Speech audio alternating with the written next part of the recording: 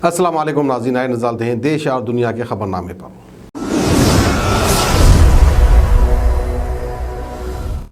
सच news के खबरनामे में आप सबका इस्तकबाल। आज की सबसे बड़ी खबर दिल्ली से आ रही है, जहां पर दिल्ली में वीकेंड कर्फ्यू खत्म हो जाएगा। 50% क्षमता के साथ खुल सकेंगे सारे सिनेमा हॉल और रेस्टोरेंट्स। कोरोना के मामलों में कमी को देखते हुए दिल्ली में वीकेंड कर्फ्यू खत्म किया जा रहा है। साथ ही 50% क्षमता से बाकी सारी चीजें जो बंद थी अब वो खुल सकेंगी। राष्ट्रीय राजधानी दिल्ली में वीकेंड कर्फ्यू हटाया जाएगा, लेकिन नाइट कर्फ्यू जारी रहेगा। साथ ही बाजारों में ऑड इवन व्यवस्था भी खत्म की जाएगी। सूत्रों के मुताबिक थर्सडे को कहा है कि दिल्ली में DDMA की बैठक में ये फैसला लिया गया है। रियायतों के बाद दिल्ली में अब रेस्टोरेंट और बार 50% के साथ चल सकेंगे। अभी तक रेस्टोरेंट से सिर्फ होम डिलीवरी और टेक अवे का ऑप्शन लेफ्ट था। दिल्ली के सरकार दफ्तर भी 50% क्षमता के साथ खुलेंगे, हालांकि संस्थान और स्कूल अभी बंद रहेंगे। सूत्रों की जानकारी के मुताबिक दिल्ली में 50% क्षमता के साथ सिनेमा हॉल खुल सकेंगे और शादी समारोह में भी 200 के लोगों के शामिल होने पर छूट मिलेगी। पहले यहीं पर 50 लोगों को शामिल होने की इजाजत दी जा रही थी। इससे पहले थर्सडे को दिल्ली के स्वास्थ्य मंत्री सत्येंद्र जैन ने कहा है कि दिल्ली में कोविड-19 के हालात काबू में आ रहा है। उन्होंने कहा कि रोजाना आने वाले नए मामलों में आज गिरावट दर्ज की जा सकती है और ये आंकड़ा 5000 से कम भी हो सकता है।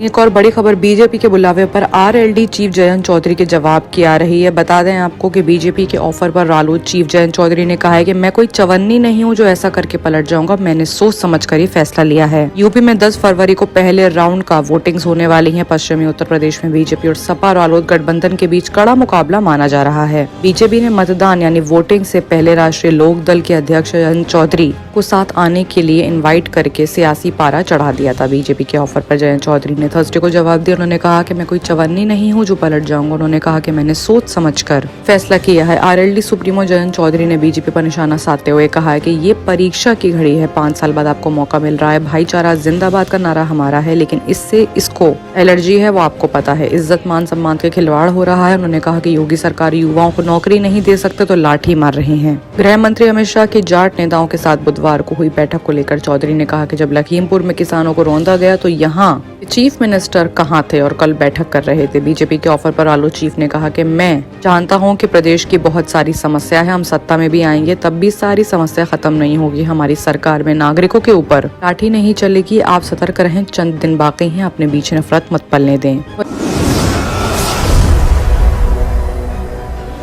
वहीं एक और सनसनीखेज मामला ग्रेटर नोएडा से आ रहा है, जहां पर 5 करोड़ के मुआवजे में हिस्सेदारी के लिए बेटे ने अपने पिता की हत्या कर दी। ऐसा इल्जाम उसके मां ने लगाया है। ग्रेटर नोएडा के दादरी में एक शख्स को गोली मारकर हत्या करने का मामला सामने आ रहा है। मरने वाले की पत्नी ने अपने बेटे पर इल्जाम लगाया है कि उसने अपने बाप का कत्ल करा है। मामला प्रॉपर्टी विवाद से जुड़ा है। ग्रेटर नोएडा की दादरी में एक शख्स की गोली मारकर हत्या का मामले ने सबका दिल दहला दिया है। माँ का कहना है कि बड़े बेटे ने पिता की प्रॉपर्टी हथियाने के लिए सनसनीखेज वारदात को अंजाम दिया है। औरत के मुताबिक उनका बेटा पिछले काफी वक्त से पिता से प्रॉपर्टी में हिस्सेदारी को लेकर लड़ाई झगड़ा कर रहा था और उनके साथ मारपीट भी कर चुका था। ये मामला ग्रेटर नोएडा के पल्ला गांव का है, जहां रहने वाले विपत राम सुबह अपनी स्कूटी पर सवार होकर घर से निकले थे, तभी किसी ने उन्हें गोली मारकर उनका कत्ल कर दिया। मरे हुए की पत्नी ने हत्या का इल्जाम अपने बेटे पर लगाया है। फिलहाल पुलिस ने इसमें मामला दर्ज कर लिया है। ACP नितिन कुमार सिंह ने बताया है कि ये पूरा मामला प्रॉपर्टी विवाद से जुड़ा हुआ है। दरअसल जमीन के मुआवजे में लगभग 5 करोड़ रुपए मिले थे, जिसके बाद उसके दोनों बेटे लगातार प्रॉपर्टी में हिस्सेदारी की बात कर रहे थे। घर में पैसों को लेकर आए दिन झगड़ा होता रहता था।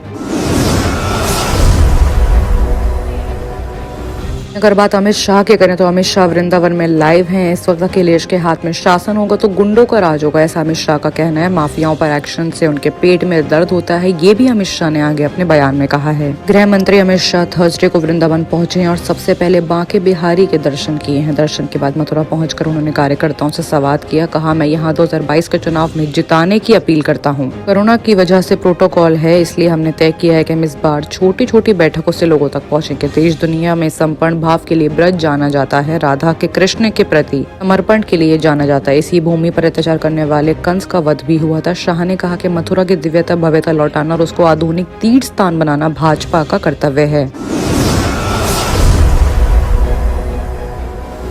अखिलेश की बात करें तो अखिलेश पर हमला बोलते हुए सवाल पूछा गया कि राजनीति के अंदर जातिवाद और परिवाद होना चाहिए, तो उन्होंने पहले कहा कि पहले की सरकारें जातिवाद के आधार पर चलती थी, भ्रष्टाचार का विकास हुआ। योगी जी की सरकार में राहुल बाबा भी भ्रष्टाचार का आरोप नहीं लगा सके। हमने पारदर्शी सरकार देने का काम किया है।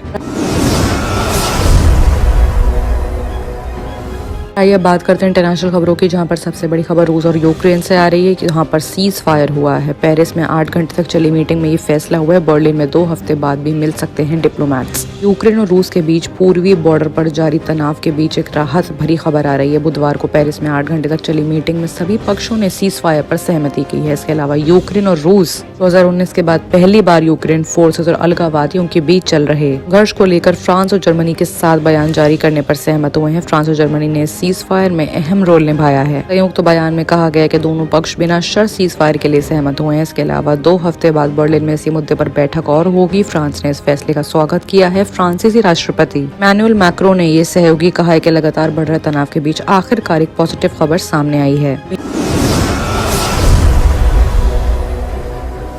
बात अगर इंग्लैंड की करें तो इंग्लैंड में मास्क की कंपलसरी जो है वो हट चुकी है। घटते मामले के बीच कोविड पर पाबंदियां हटा दी गई हैं। ब्रिटेन में कोरोना महामारी से जुड़ी तमाम पाबंदियां हटा दी गई हैं। ब्रिटिश सरकार का कहना है कि वैक्सीन बूस्टर रोल आउट से बीमारी की सीरियसनेस और हॉस्पिटलाइजेशन में कमी आई है। थर्सडे को इंग्लैंड में कहीं भी फेस मास्क लगाना जरूरी नहीं रहा। साथ ही नाइट क्लबों और बाकी जगहों पर एंट्री के लिए कोविड पास की जरूरत को समाप्त कर दिया गया है। वहीं सरकार ने भी पिछले हफ्ते लोगों को घर से काम करने की गाइडलाइन को समाप्त कर दिया है। साथ ही स्कूल में फेस कवरिंग के साथ स्कूल स्टार्ट हो चुके हैं। ओमिक्रॉन के बढ़ते कोविड-19 के बीच ब्रिटेन में दिसंबर की शुरुआत में प्लान बी लागू किया गया था। इसके तहत लोगों को बूस्टर शॉट लगवाने के लिए हेल्थ सर्विस में तेजी लाई गई थी। ये बात अगर जापान के हालातों की करें तो जापान की तालाबंदी में फंस चुके हैं स्टूडेंट्स और रिसर्चर्स। जापान ने 2 साल पहले अपनी बॉर्डर्स को कोरोना वायरस को रोकने के लिए बंद कर दिया था। इसके नतीजे में करीब 1.5 लाख स्टूडेंट्स आज भी देश में नहीं घुस पा रहे हैं। विदेशी स्टूडेंट्स और रिसर्चर्स की कमी जापान की बड़ी प्रयोगशाला से लेकर छोटी तक पर प्राइवेट यूनिवर्सिटीज से लेकर महसूस की जा रही है। इससे पता चलता है कि विदेशी हुनर उनकी ट्यूशन फीस सिमटी आबादी वाले देश के लिए कितनी जरूरी है। वायरस को रोकने के लिए अपनाई गई इस नीति ने प्रधानमंत्री फोमियो किशिदा को बहुत ज्यादा फेमस कर दिया, लेकिन कारोबार जगत ने नेता के इस असर के बारे में वार्निंग दे रहे हैं। जापान में श्रम बाजार पहले से ही मुश्किल में है। सॉफ्ट पावर दुनिया भर में जापान की छवि पर भी असर हो रहा है। ऐसे में जापान को काफी मुसीबतों का सामना करना पड़ सकता है। क्योंकि तमाम खबरों के लिए देखते रहिए Sach news. Germantown hospital orthopaedic से मुताल्लिक हर मरीज यहाँ शिफायाब। इनाम याफ्ता doctor Mir Jawad Zar Khan, senior orthopaedic surgeon, advance operation theatre, ICU, digital X ray, laboratory, physiotherapy, pharmacy, sharing और प्राइवेट रूम्स, लेडी डॉक्टर्स और डॉक्टर अर्जुमन सुल्ताना गैनाकोलॉजिस्ट की खिदमात हासिल। वाजबी फीस और मुकम्मल सहूलियात से हजारों मुतमईन। एम्बुलेंस से आरास्ता Germantown orthopaedic hospital, pillar number 150, Attapur, Hyderabad.